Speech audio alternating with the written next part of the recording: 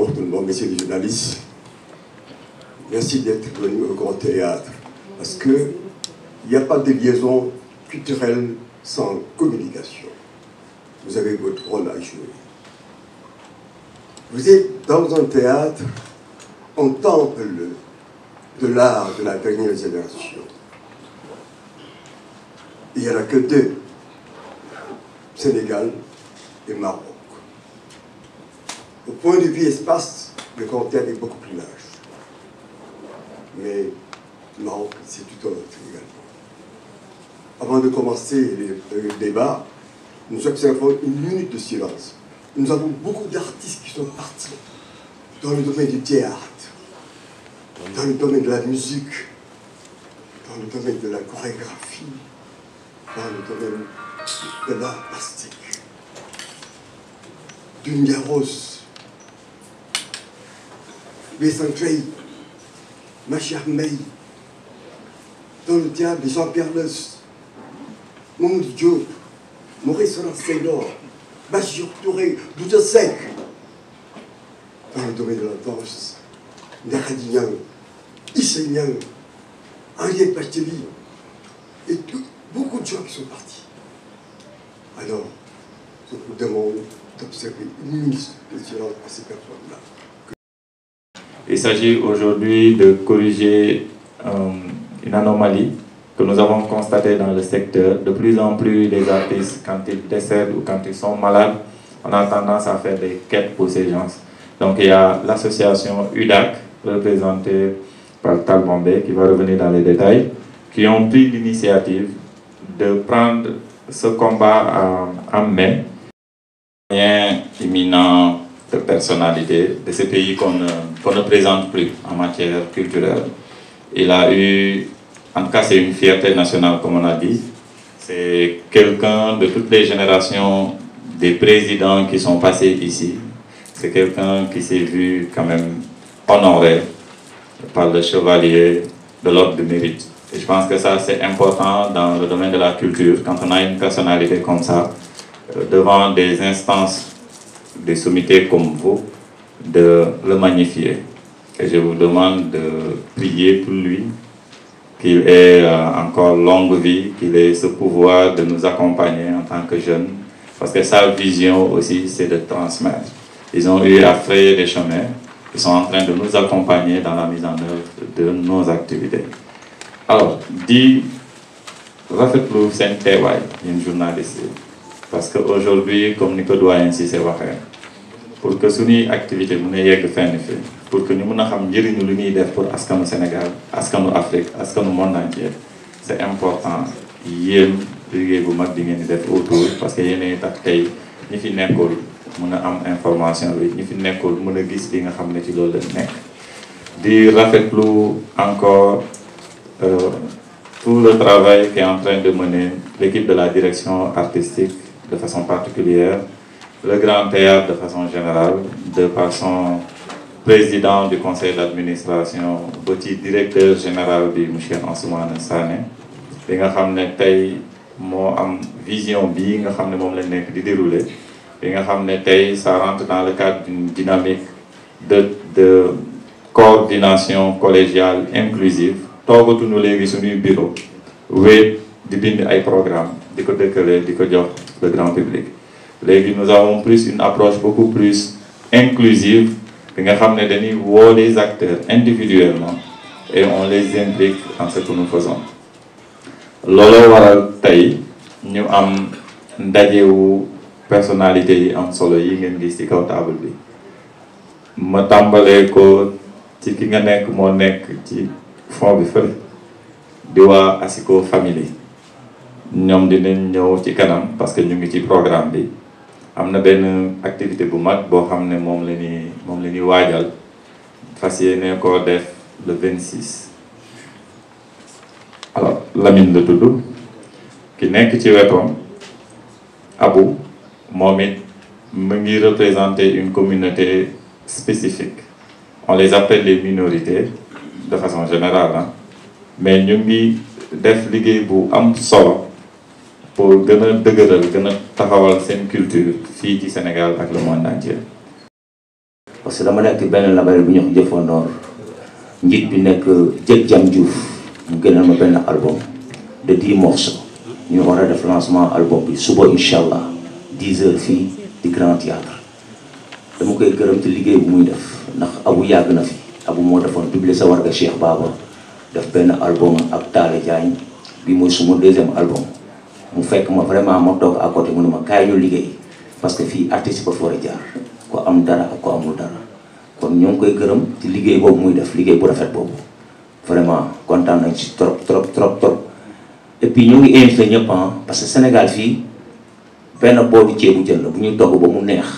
ku nekk da ngay raxas sa loxo dugal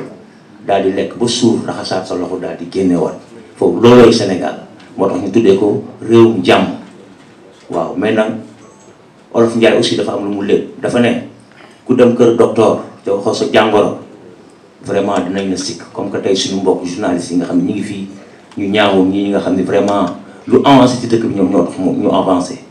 dama am loo xam ne vraiment metti na ma ñu fa ma wax ko fi quoi. je suis un artiste sénégalais Mour artiste naar la nekk fii di def musique moderne di def musique traditionnelle di animer ci bépp cérémonie Mour bu am fii ci Sénégal ak même génn Sénégal yenn saa yi ma dem Gambie yenn saa yi ma dem Mali yenn saa yi ma dem Mauritanie xam nga may def spectacle bu mag woo naaru Sénégal yi yëpp am na kee Mauritanie la jógee mu ngi nee toog kee mooy mu ngi jógee fu sori ñëw fii vraiment ma def li ma war en tant que sénégalais en tant que artiste dem déposer suma këyit te ministre de la culture amul lu may defal di ma delloo lettre naan ma xaalis amu fi vraiment loolu je suis désolé quoi loolu moom dañ ko war a lijjanti parce que on est des artistes bu ñuy jàppalee fii amul ku ma am ndey ku ma amul ndey mani mbaam bi lu mu gàtt gàtt ci jur gi la bokk man Abou Fall jur gi laa bokk naar laa moom mais fii laa juddoo fii laa yor fii laa defee lépp fii laa dalee baax kon li ñuy jox artistes yi si des dañ ma ko war a jox moom parce que damay dajale tous les naar Sénégal fii Grand Théâtre te c'est la première fois kon nag dañu war a gëstu. donc ñun sant yàlla nous sommes issus de la communauté Maure sénégalaise donc loolu on a aussi nos spécificités et nos appartenances parce que notre culture notre langue man damay làkk bien hassaniya. nous faisons partie de la minorité exactement il a raison mais c'est une minorité forte minorité bu am doole la suñu waxee moins de 4 millions et nous sommes aussi une 7e langue codifiée au niveau national depuis 1984. asalaamaaleykum maa ngi nuyu ñëpp di siyaar ñëpp di jël nuyoo bi teg ko ci suñu loxo doyen monsieur Cissé. di am mbégte loolu nag teew fii tey ci conférence de presse bi ànd ceeg waa Grand Théâtre ma représenté association bu ñuy wax UDAC muy Union pour le développement des artistes comédiens. maa ngi tudd Abdoulahat d'abord Abdoulahat Ndiaye ñu gën ma xam ci Tan Bombe artiste comédien di metteur en scène di réalisateur aussi ci audiovisuel di liggéey ak association bu ñuy wax UDAC ma nekk président association bi. association bi nag mu ngi tudd Union pour le développement des artistes comédiens bi mu juddoo yàggul mais dafa ñëw ak beneen innovation ci théâtre au Sénégal ci milieu comédien parce que danoo gis ni ay jamono comédiens yi dañ naan am ay jafe-jafe ku ci feebar ñu di la ketal di ko wasaare ci réseaux sociaux yi wala nga am ay problème liaas ak yu ñu demee ñu di ko wasaare ñëpp di la xamal ñu ne loolu daf fi war a jeex association bi ñëwul pour former artiste ñëwul pour organiser ay festival wala nangam mais day yëngu ci wàllu social développement ak solidarité loolu moo tax a jóg association bi looloo tax nag ci biir loolu ñu am un projet bu ñuy wax un comédien un toit maanaam comédien bu ci nekk war na am këram léegi nag projet boobu mu nekk projet coopératif boo xamante ni moom nañu war a lancer le 10 février fii ci Grand Théâtre ànd ci ak Kéba Seck mu nekk benn comédie musicale dafay am théâtre en même temps dafay am soirée musicale boo xam ni Kéba Seck moo koy way mu nekk le 10 février incha allahu rabbi fii ci grande salle bi Grand Théâtre ñu ànd ci ak waa Grand Théâtre comme ni ko Samba waxee sànq ci biiri kàddoom directeur aussi yombalal ñu lépp jàpp ci bu baax a baax parce que concept bi moom je crois koo ko wax rek dina ci sawar pour jàpp ci parce que mbirum social la loolu nag dafa baax ñu di ko def parce que tamit ñun ndaw ñi ñoo mën a révolutionner ñun ndaw ñi ñoo mën a indiwaat lu bees ci théâtre u Sénégal bi ñu xamee loolu nag ci leen créer association bi ba tey ñu yëngu ci wàllu ay développement surtout développement féminin ay entrepreneuriat féminin aussi ñu ci yëngu muy jigéen ñu leen di utal ay entreprise surtout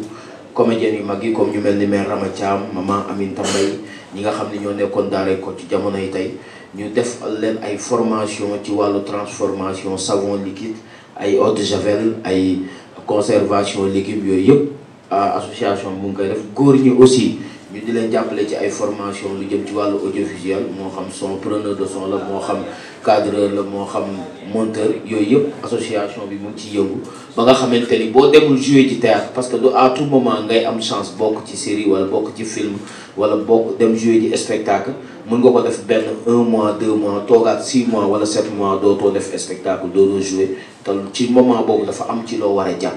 bi ñu xalaatee loolu nag ci lan ne il faut ñu boole ko ak kenn ku ci nekk am entreprise am di liggéey ba nga xam ni association bi balaa ñuy xaar état wala ñuy xaar benn autorité dañu ciy fekk maanaam bay ci say oom ñun ñooy def les cotisations chaque mois comédien bu ci nekk génne une somme dugal mu dem ci compte ba bu ñu amee social ku nekk ñu laaj la nga joxe bu ñu amee comme coopérative bi comédiens yi ñoo njëkk génne li nga xamante ni bu dee 3 pàcc la ñoom génn nañ benn pàcc bi ku nekk cotisé pour ñu mën a am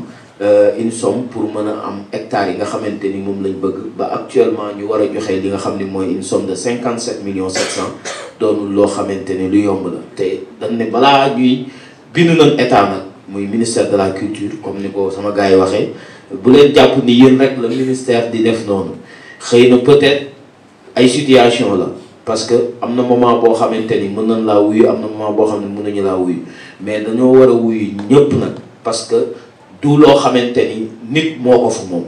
du ministre bi du keneen ak keneen ñun artistes yi ñoo ko moom bu ñuy woote budget bi fële ci assemblée nationale dañ naan lii pour budget culture la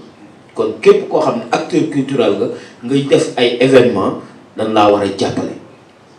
te dañoo war a jàppale ñëpp ministre Aline Sow nag maa ngi koy wax ne ko man de toogoon naa tagg ko bi muy doog a toog ne man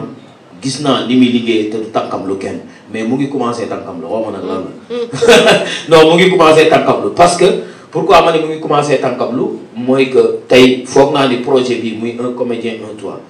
ñoom ñoo ko yàgg xeex ñoo ko yàgg toog di wax ne dañoo war a jàppale comédiens yi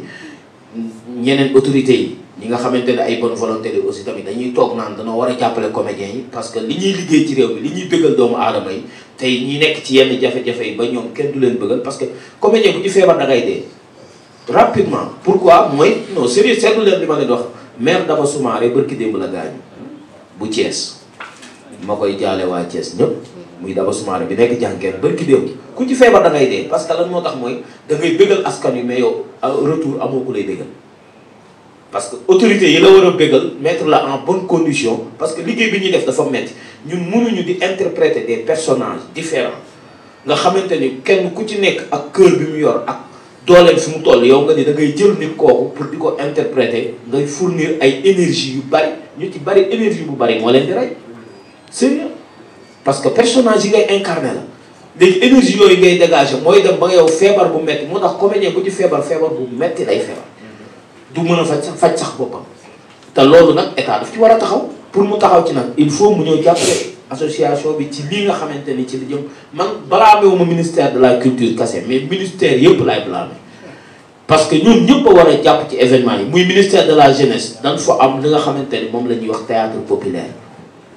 théâtre populaire dafa am budget beneen ministère day yëngu ci wàllu social beneen ministère day yëngu ministre des finances tey bu ko neexoon comédien yi ministre des finances bu ko neexoon tey comédien yi tey ñu àll Sénégal fii ba àllub Kaañ imagine fii ba àllub Kaañ àll rek la kenn dëkku fa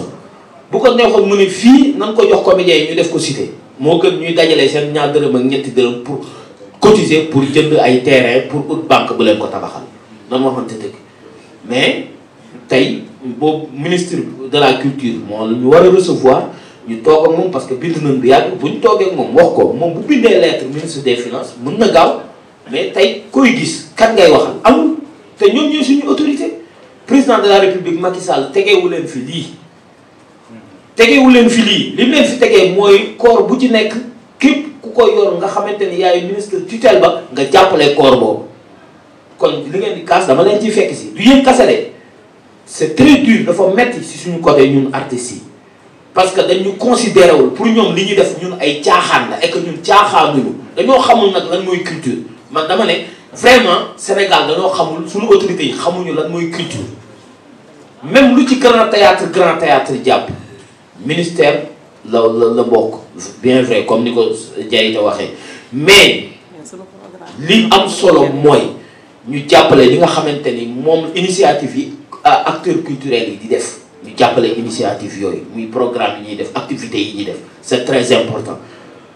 dañoo am problème partout muy tey mairie fi nga dëkk sax wala mairie yi nga nekk sax kon yi nga nekk sax duñ la jox subvention duñu subventionné association culturelle peut-être ASC yi am nañ chance mais association culturelle yi nga xamante ni comme ni ko sa waay waxee am nañ ay kayit ñu reconnaître leen juridiquement dañ leen a war di subventionné surtout seen activités yi rawatina nag activité majeure yi nga xamante ni mooy am ñu indi ko ba grand théâtre ñaata ngay frais pour def activité bi ñaata ci xaalis ngay frais pour mën a def activité au grand théâtre nga def ko ak say moyens def ko ak leneen ngay bind ay autorité fi ñu nekk fii ci Sénégal muy ministère yi suñu ministre laa koy jëkkee Aliou Sow amul kenn koo xamante ni date bi li ci des yàggul mënu laa recevoir mënu toog ak yow waxtaan ak yow ak initiative bi ak concept bi nga xamante ni moom la comédiens yi indi muy un comédien un toit lu ñaaw la te bu ñu waxee ñu ne comédiens yi dañ leen a war a jàppale mais ban façon jàppale la ñu bëgg a jàppale chaque jour ñuy tàllal loxo ñu diñu jàppale chaque jour ñuy feebar ñu ñuy kettal chaque jour ñu ñuy génn suñu kër yi ñuy ñaan loolu la ñu bëgg a jàppale waaw kon ay ca nan leen dem bu dee loolu la ñuy xaar ci ñun bu dee loolu la ñuy xaar ci ñun en tant que une association muy structure bu ñuy wax UDAC jug nañ pour loolu jóge fi ñu ngi xaar ñëpp nag muy sponsors yi muy partenaires yi parce que tamit fu ñu war a déposer nañ fa muy sponsor muy partenaires yi muy bonne volonté yi muy autorités yi mais autorités yi surtout loolu ñoom laay gën a waxal mooy que li ñu yor moomuñu ko ñun ñoo ko moom nañ ñu delloo comme ni ko sa waay waxee naar bi xorom nan fay naar bi xorom parce que dañoo bëggal non sérieux pas Matar Fall comme ni ko sama papa waxee ñoom Ndiaye Dos ñoom ñoo ñu yor Père Lamine Ndiaye ñoom maire Aminata Mbaye ñoom maire Dié Assou ñoom ñëpp nekk ci biir association bi nga xamante ni amul lu ñu liggéeyul ci Sénégal ñun sax dañoo ndaw ñun defuñu dara sànq Samba mu ngi koy wax naan ñun dañ leen di bëggal ñun defaguñ dara mais ñoom ñi nga xamante ni ay mag la nekk ci association bi jiital ñun xale yi nga xamante ni lu ne def nañ ko ci théâtre Sénégal mais tey jot na projet bi waxuñu ñaanuñu kenn tàllaluñ kenn loxo mais ñu ñëw jàppale projet bi tey bu neexoon président de la république wala ministre des finances dinañu daggal ay terrain fii ba àllub kaan kenn dëkk fa àllub neen la ñu dëkk fa def fa suñu salle spectacle def fa suñu jardin def fa suñu leneen ak leneen nga xamante ni fa la ñuy concentré wu di def ay spectacle di tourner suñuy film di ko jox askan wi di ko seetaan merci beaucoup jërëjëf. culturel Kalinka laa nekk fii tey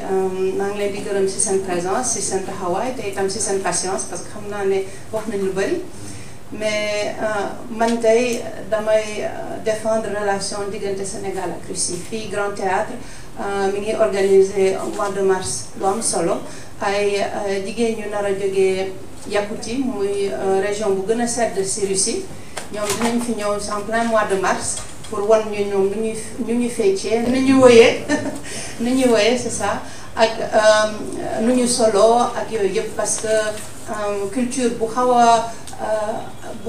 xaw a étrangère la si ñun parce que ñoom si seddaayu -40 ak si tàngaayu 30 degrés dinañ dëkk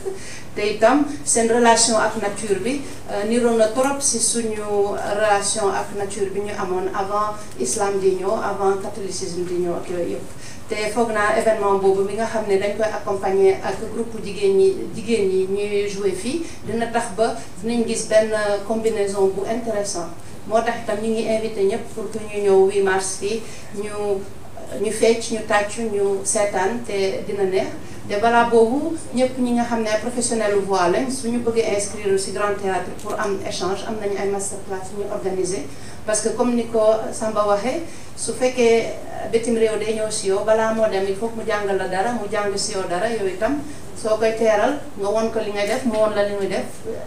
ñu ñaar ñu ànd dem ci kanam. On est en train de préparer un programme le 10 février pour un comédien 1-3. Vu que depuis qu'on travaille dessus, sur le support communication en même temps pour les démarches au ministère et autres, les parrains et autres, vu ce qu'il a dit, je peux vraiment assurer cela. Le manquant du ministre de la Culture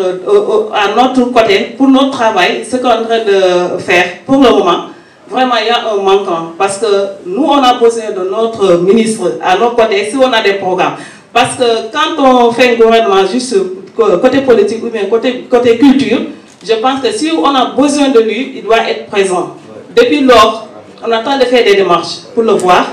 On a écrit, je pense que des demandes d'audience et tout. Vous voyez, programme déjà, le 10 février, c'est déjà arrivé. Ça ne reste pas beaucoup. Donc, on est en train de faire la presse pour pouvoir réussir l'événement. Parce que Grand Théâtre, ce n'est pas un petit endroit. On doit le remplir. Pour notre maigre moyen, tu vois, on a fait des demandes, des soutiens et tout. Bon, c'est normal, on doit le faire. On a fait des invités et tout. Et puis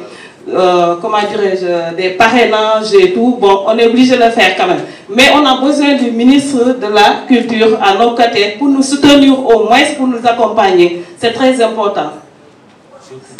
Voilà. Surtout dans le concept un comédien, un droit. Parce que de nos jours,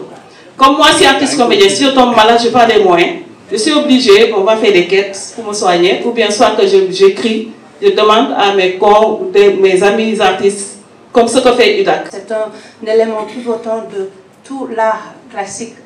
dans le monde. Et ici au Sénégal, nous devons dire que notre grand théâtre est un théâtre vraiment qui essaye de promouvoir toutes les différentes formes d'art qui existent dans le monde. Et nous pouvons nous glorifier d'être le seul grand théâtre, le seul théâtre en Afrique de l'Ouest et en Afrique où nous avons un ballet de danse classique. C'est une danse qui est peu connue, mal connue, et je crois que le Grand Théâtre essaye de non seulement l'intégrer dans la culture et dans l'apprentissage de la danse au Sénégal, mais aussi d'ouvrir l'étranger, d'ouvrir les autres pays qui font la danse classique ici. Et notre contribution dans ce cadre-là, c'est de pouvoir organiser des manifestations dans lesquelles on intègre des danses classiques, dans lesquelles on parle et on explique au Sénégal, aux amateurs de danse, ce qui se passe et ce qu'il y a. Nous sommes Lamine Diop, ménageur Asiko Family. Qui dit l'île vocale de Bahao, nous sommes Bahao Asiko Family. Nous sommes nek Medina. Asiko Family avons décidé une innovation UBS. Nous commençons les 2 ans. Moi, ça lié pour nous Sénégal. Que musiciens yi di fa nekk Asiko Family dafa décidé yóbbu fa Asiko ci beneen anam mooy gars yi bu ñu jàppee rek ne ay supporters lañ ay artistes lañ ba pare moo tax ñu décidé doon ay xale nag Grand Théâtre bi c'est une première pour lu toll ni Asiko ñëw pour fi def fi spectacle mais ñëw rek tëb rek xëy rek ne dañuy ñëw Grand Théâtre dafa am fu ñu jaar nañ Sorano jaar nañ Blaise Senghor jaar nañ Bouta Seck saal yi nekk fii yëpp jaar nañ fi yaakaar ne Grand Théâtre moo fi des pour ñu ñëw wane lan la ñuy yëngu wan ko àdduna bi wan ko Sénégal gannaaw ba ñu wëree Sénégal bi yëpp moo xam ci par football lañ fa demee wala concert ñu décidé nag année bi suma anniversaire ñu ñëw defee ko biir Grand Théâtre c'était pas évident nag pour ñu ñëw Grand Théâtre mais bu ñu fi ñëwee rek c'est grâce à monsieur Samba Diaïdé parce que confiance bi yombul woon comme toutes les salles yi ñu demaa saa yu ñu demee rek bu ñu ñëwee ne leen dañ fi bëgg indi Asiko dañuy fayee bu billet yi dañ naan ñu yéen Asiko ci stade la yem maanaam ñun toujours dañuy accompagner kenn du ñu accompagner maanaam kenn du dagg billet uniquement pour ñëw seetaan si ci lañ décidé nag ñëw Grand Théâtre wax ak Samba kàddu gox expliqué ko xamul sax li ñuy def mu gëstu jox ñu rendez-vous joxaat ñu rendez-vous mu ñëw ne ma Lamine damay jël engagement ak ñi ma àndal muy waa Grand Théâtre jox la salle bi ma ne ko incha allah yéene lañ ci am di wastu sunu borom jàppale ñu ba mu réussir mais doo ko rëccu